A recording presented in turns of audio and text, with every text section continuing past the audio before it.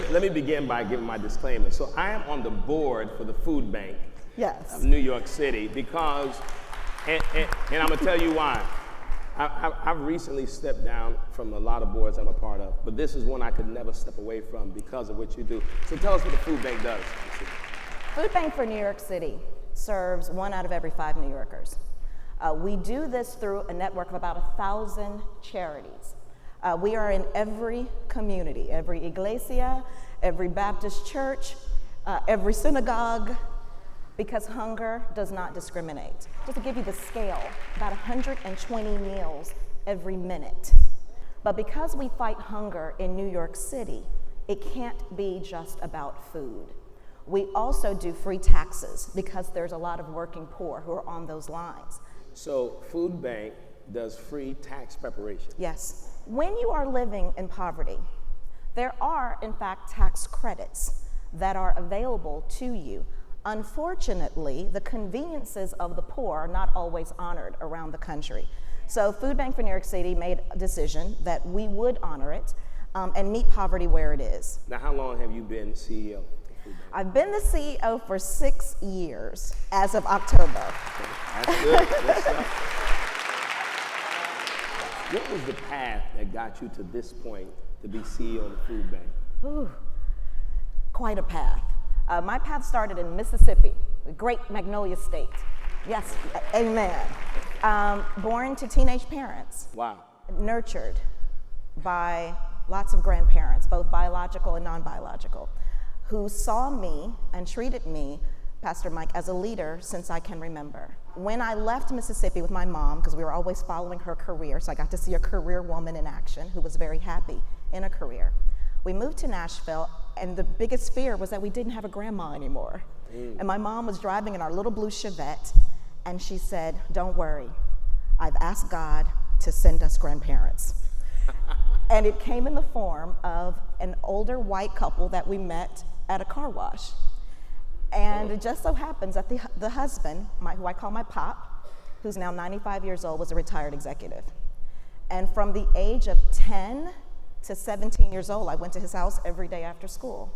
And every day he was drilling into me the lessons he learned as an executive. And it was the weirdest thing to me.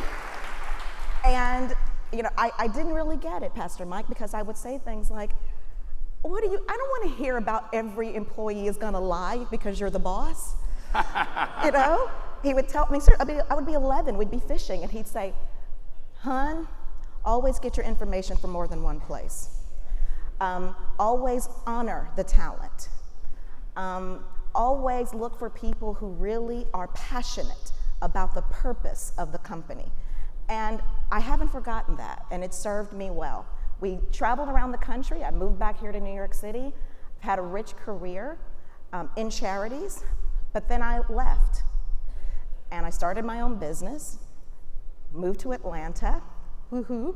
But that's part, every African-American person in the United States has to have a story that has Atlanta in it, in some way, shape, or form. Yes, it did. But you said something, the importance of having the right people in our circle. Absolutely. Right, Absolutely. that you can't have people who don't believe in your success, who don't believe in who you are. And unfortunately, I think too many of us have people in our circle who are not passionate about seeing us do well. In this kind of job, you can't have people who are passionate about a position. They have to have the passion for the purpose and a love of people. If you don't, then it's just never gonna work out. I think that when you serve 1.5 million New Yorkers, that's how many New Yorkers we serve, you must be cognizant. You can't say things like the poor, because the poor in this city are called New Yorkers, and they're watching you. I am blessed every day for being from Mississippi and being from country people who were never impressed by titles and fanciness. They weren't. And so, my granny always there was a Time Life magazine that had the Kennedys on it. And I remember she would say things like, "They're just like us. There's no difference. We play in our front yard. We have a White House with black shutters. They are no fancier than us."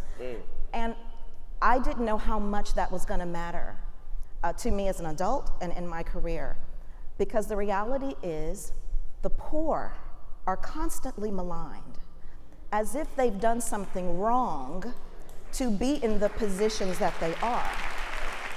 I'm of the belief that hunger does not exist because we don't have enough food. And hunger doesn't even exist because of poverty on its own. I wasn't rich growing up, but I was never hungry. Hunger is really here because there's a lack of upset by all of us. There's a lack of voice by all of us. If you have not picked up the phone, written a letter, and let someone in charge know how you feel about the fact that the majority of children in our schools are living in poverty, are relying on pantries for dinner, then that's partially why it still exists. Yeah. So we can't be silent. And We too many cannot. I say all the time, when we see some of the issues that plague our communities, Absolutely. it is as if we've become immune to it. Absolutely. It doesn't anger us anymore. And as people of faith, there ought to be a righteous indignation about some of these things that Without we a see doubt. happening. And in downright anger, Oh, yeah. anger about it. Pastor Mike, we have a soup kitchen. A food bank is a citywide organization, but as you know, we have a soup kitchen, pantry, and a senior center right down the street, 116th and Frederick Douglass. Right around the corner. We are desperate for volunteers every single day because we have meals that we prepare. There are seniors who were freedom riders on that line. If that does not disgust you in the core of your being, there's a deeper problem with us all. It's our turn. Listen, you know, there's that saying that you don't want to walk through life like you hit a triple, when in fact you were born on third base.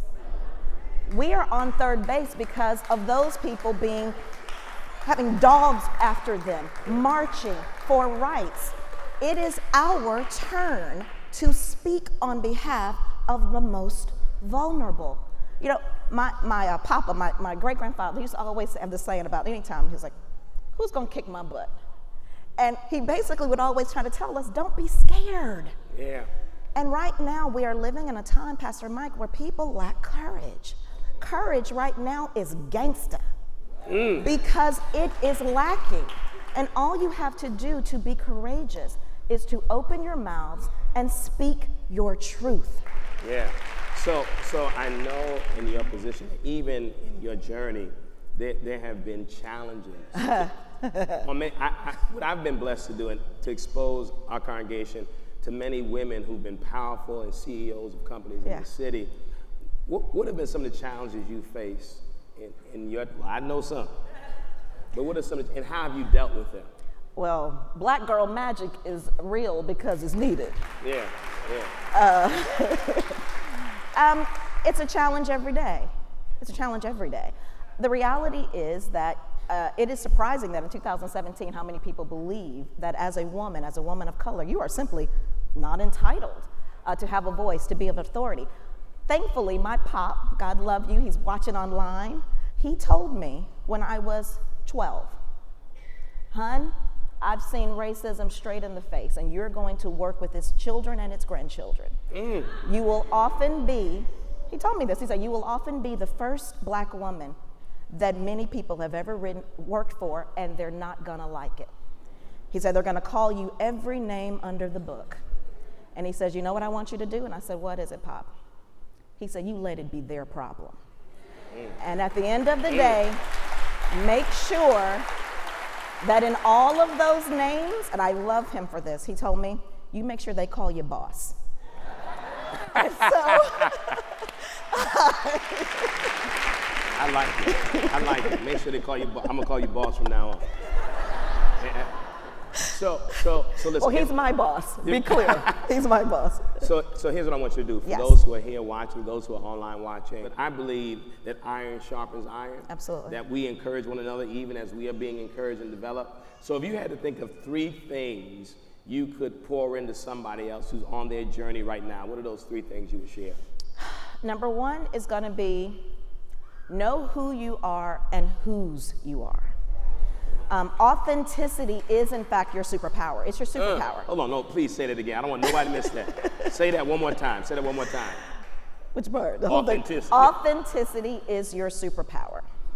The second thing is, I would say, is passionately pursue your purpose.